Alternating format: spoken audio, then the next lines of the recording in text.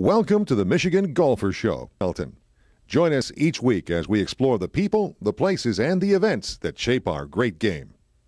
Hi, I'm Susan Bairley here for Michigan Golfer, and we're talking Irish and Ireland and talking a little bit of crack here with Jack Barry, longtime colleague and friend. Thank you very much. And Paul Bairley, longtime husband and friend.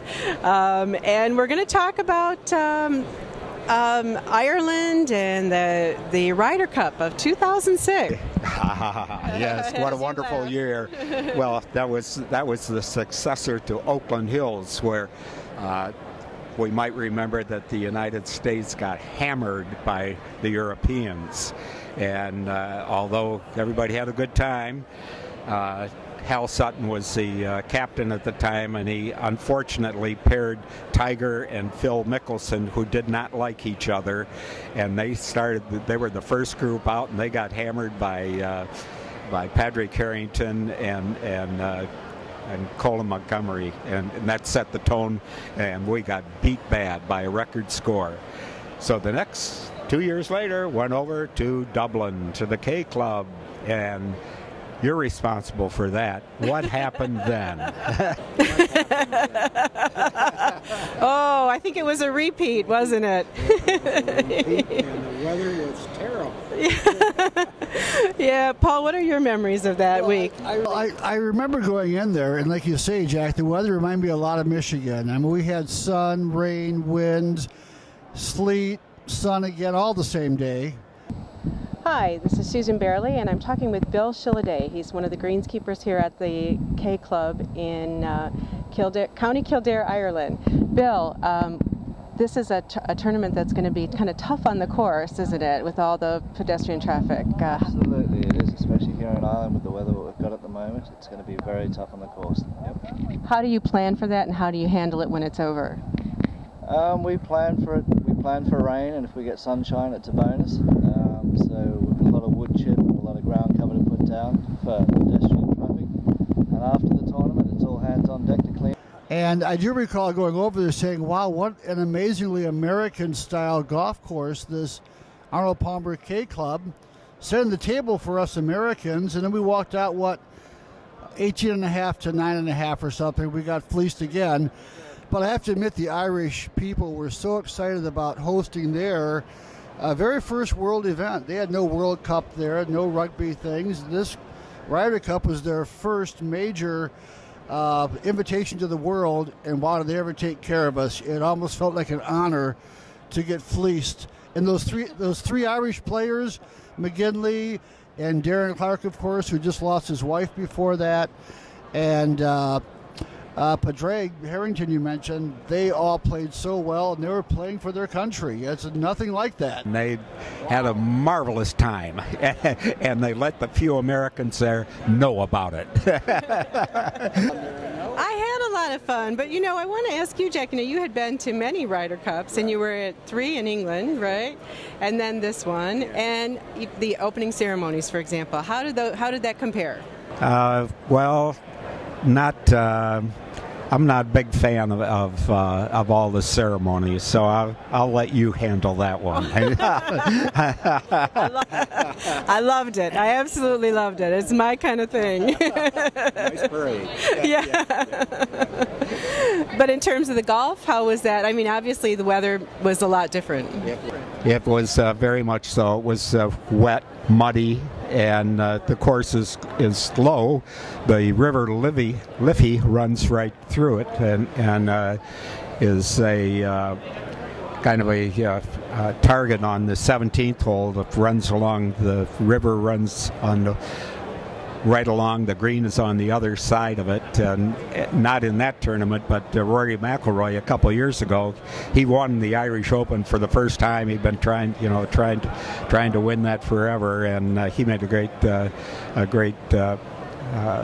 he made an eagle on that on the 17th hole. So that was one of a nice memory of a. We almost regard him as an American, we were like adopted him, so we were pulling for him. Yes, yes. Pulling for him. Yes. It is exciting to be at an international event like this. Now, Jack, you've actually played the K Club as well, right? Yes, played on both sides. Played the course that the Ryder Cup was on, and then after that they had Arnold Palmer Company do another one on the other side of the river, and it's more American style, really, where they hired the Disney company to put in some false rocks and waterfalls and stuff that were not natural there. But the K Club is kind of Irish, American Irish owned. So The K Club. Well, it's really fun to be able to walk those holes prior to the official play. You know, the Wednesday and Thursday, being inside the ropes, getting shots on the tee boxes, talking with some of the caddies about their yardage books and how they were going to deal with their difficult job of getting around a fairly new course for a lot of the competitors. That kind of stuff was fun. You also realize how hard it is to watch a Ryder Cup live. There's a foursome on the first day coming through. You better catch them or you're going to miss them, you know. So, and the throng just kind of goes with that group. And one of my best memories of the weather there was going to that little courtyard area by the clubhouse where they had the food court and the drinks. I watched the local Irish folks. And when the rain would come in there, they'd sit and watch the TVs on other parts of the course, some in full sun while they're in the rain, and they would have cigars and Jamesons when it rained. When the sun came out, they snubbed out their cigars and went to the Guinness. It was just an all-day celebration. The weather did not matter to them. It was actually one of the focal points, you know. So that's how you have to be very optimistic about weather in Ireland. And I believe there was some kind of a disturbance, hurricane-type disturbance out in the Atlantic as well that week, which was unusual for them. So made it that much more interesting. right. And the Irish are accustomed to playing in the rain too, so you know, no big deal. So when you're at the K Club, you're really in Dublin, and so Dublin is a unique and fun city. It's brewery, St. James Gate, is that what they call that? St. James Gate Brewery, yes. We really had fun at the Guinness brewery, though, I have to say. I mean, they really, I don't know how it would be perceived now in the era of craft beers, because there's so many where you go and you see the brewery operation. But it was pretty fancy, as I recall. Oh, yeah, it was wonderful, and being up in that zero-gravity room where you were up on top of the Guinness brewery, and they had a glass 360 rotating room, and each room had like a quote from James Joyce, and they showed what part of town that quote took place in. That was interesting. We got a little bit of cultural history with our Guinness that day. How about the Book of Kells? Now, you went to the university, of course, right? You went over? I did not, but he did. Oh, at Trinity. Yeah. I went on Saturday afternoon because she had gone back to England a day early. So after the play, I didn't see the book. I saw the Brian's Harp, and that at Trinity College was a beautiful spot. So. Yeah, he got a little more of Dublin than I did. Okay. I headed back early, but I had a great time. And you and I were talking a little bit about this. I had come from London to Dublin and went, where is everybody? It's not a big city. It's not. No. I was really surprised. And it's not a big country. You had some statistics about that, actually. Right. About 3-4 million, something like that for the whole country. And in Northern Ireland, 1 million and something. And they don't do skyscrapers. They don't do, it's more compact and more back to nature, kind of. It's really enjoyable, and of course it's the land of Patrick. So, and we'll be you'll be talking about St. Patrick's Day. Well, you've got all the beads and everything on, right? I've got. You got your green on. I've got the green on, and absolutely. Do And you have a backstory on St. Patrick's Day? Well, there's over on the west side is a mountain called Crowpatrick over by Westport, and it's on a couple thousand feet high. If it's that high, if it's 1,500, whatever it is, it's a mountain there. And St. Patrick supposedly climbed that and spent 40 days and 40 nights there, and then to convert the whole island throughout the snakes and all that other stuff, all the other stories. And the pilgrims still go up there barefoot, whatever, and climb that mountain. But that's right near there is Westport, and there's a town where one of the chieftains has a pub, which I've been to there. I've been to that pub. Oh, the Chieftains, the Irish band. You're talking about the Chieftains? Yes. Well, you know, if St. Paddy spent 40 days and 40 nights on top of that mountain, my Irish friends would say there must have been a very nice, cozy pub nearby for him to keep him there. In fact, that was my takeaway from Dublin, was that there were a total of 1,200 pubs, not counting the hotel bars. I thought that was a ridiculous number. But one was called the Davenport, and Art McCafferty would like this. It's the smallest bar in Dublin. It's about 12 feet wide. There's a bar and a wall.